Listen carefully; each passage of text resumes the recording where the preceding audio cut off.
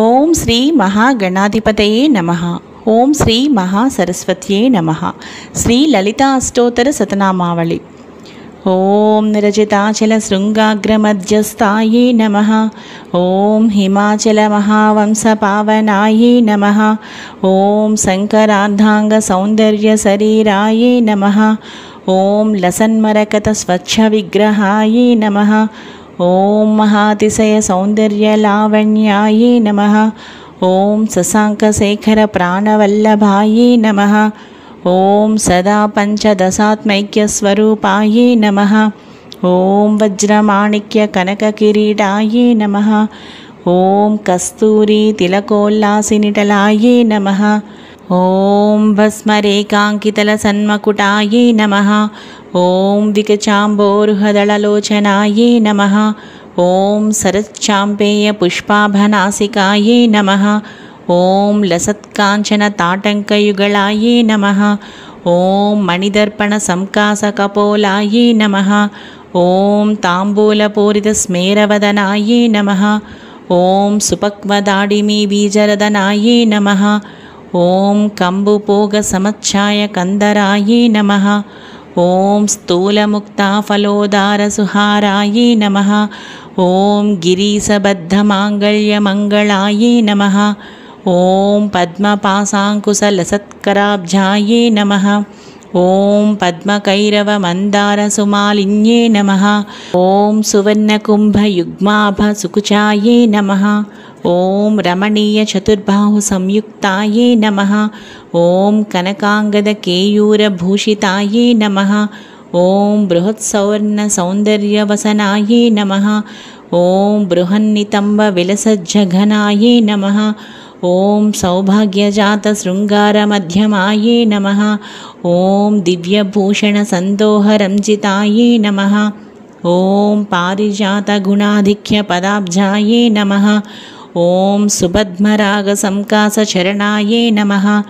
ఓం కామకోటి మహాపద్మపీఠస్థాయే నమః. ఓం శ్రీకంఠనేత్ర కుముద చంద్రికాయే నమః. ఓం సచామర రమావాణి విరాజితాయే నమః. ఓం భక్తరక్షణ దాక్షిణ్య కటాక్షాయే నమః. ఓం బ్రహ్మోపేంద్ర శిరోరత్నరంజితాయే నమః. ఓం సచీముఖ్య మరవధూసేవితాయే నమః. ఓం లీలాకల్పిత బ్రహ్మాండమండలాయే నమః. ఓం అమృతాది మహాశక్తి సంవృతాయే నమః. ఓం ఏకాతప్రత సామ్రాజ్యదాయికాయే నమః. ఓం సనకాది సమారాధ్య పాదుకాయే నమః. ఓం దేవర్షిభిస్తూయమాన వైభవాయే నమః. ఓం కలశోద్భవ దుర్వాస పూజితాయే నమః. ఓం మత్తేభవక్త్ర షడ్వక్త్రవత్సలాయే నమః. ఓం చక్రరాజ మహామంత్రమధ్యవర్చే నమః. ఓం చిదగ్నికుండ సంభూత సుదేహాయే నమః. ఓం శశాంకఖండ సంయుక్తమకుటాయే నమః. ఓం మత్తహంసవధూ మందగమనాయే నమః. ఓం వందారుజన సందోహవందితాయే నమః. ఓం అంతర్ముఖ జనానందఫలదాయే నమః. ఓం పతివ్రతాంగనాభీష్టఫలదాయే నమః. ఓం అవ్యాజ కరుణాపూరపూరితాయే నమః. ఓం నితాంత సచ్చిదానంద సంయుక్తాయే నమః. ఓం సహస్రసూర్య సంయుక్త ప్రకాశాయే నమః. ఓం రత్నచింతామణి గృహమధ్యస్థాయే నమః. ఓం హానివృద్ధి గుణాధిక్యరహితాయే నమః. ఓం మహాపద్మాటవీ మధ్య నివాసాయే నమః. ఓం జాగ్రత్స్వప్న సుషిప్తీనాం సాక్షీభూత్యే నమః. ఓం మహాపాపౌఘ పాపానాం వినాశిన్యే నమః. ఓం దుష్టభీతి మహాభీతి భంజనాయే నమః. ఓం సమస్తదేవదనుజ ప్రేరకాయే నమః. ఓం సమస్త హృదయాంభోజనిలయాయే నమః. ఓం అనాహత మహాపద్మ మందిరాయే నమః. ఓం సహస్రార సరోజాతవాసితాయే నమః. ఓం పునరావృత్తిరహిత పురస్థాయే నమః. ॐ वाणी गायत्री सावित्री सन्नुताये नमः। ॐ रमा भूमिसुताराध्यपदाब्जाये नमः। ॐ लोपामुद्राचितश्रीमच्छरणाये नमः। ॐ सहस्ररतिसौन्दर्यशरीराये नमः। ॐ भावनामात्रसन्तुष्टहृदयाये नमः। ॐ सत्यसम्पूर्णविज्ञानसिद्धिदाये नमः। ॐ श्रीलोचनकृतोल्लासफलदाये नमः। ॐ श्रीसुधाब्धिमणिद्वीपमध्यगाये नमः। ॐ दक्षाध्वरविनिर्भेदसाधनाये नमः। ॐ श्रीनाथसोदरीभूतशोभिताये नमः। ॐ चन्द्रशेखरभक्तातिभञ्जनाये नमः। ॐ सर्वोपाविनिर्मुक्तचैतन्याये नमः। ॐ नामपारायणाभीष्टफलदाये नमः। ॐ सृष्टिस्थितितिरोधानसङ्कल्पाये नमः। ॐ श्रीषोडशाक्षरीमन्त्रमध्यगाये नमः। ॐ अनाद्यन्तस्वयंभूतदिव्यमूर्त्यै नमः। ॐ भक्तहंसपर्यामुख्यवियोगाये नमः। ॐ मातृमण्डलसंयुक्तललिताये नमः। ॐ भण्डदैत्यमहासत्त्वनाशनाये नमः।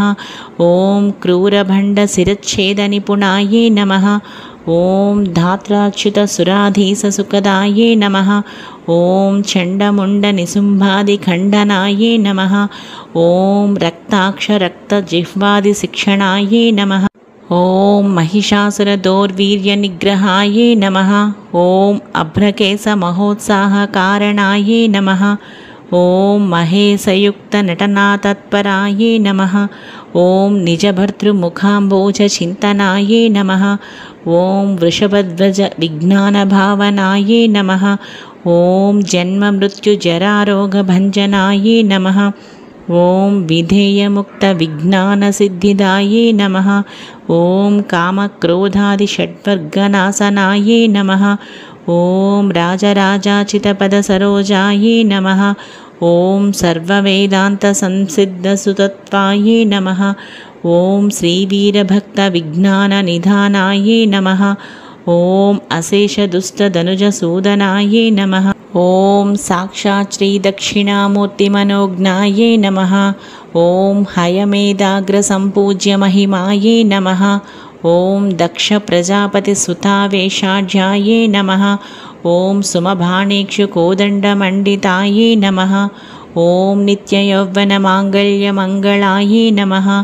ॐ महादेवसमायुक्तलीलाये नमः। ॐ महादेवरतौत्सुख्यमहादेव्ये नमः। श्री ललिता अष्टोत्तर शतनामावली संपूर्णम्। ओम श्रीमात्रे नमः। ओम नमः शिवाय।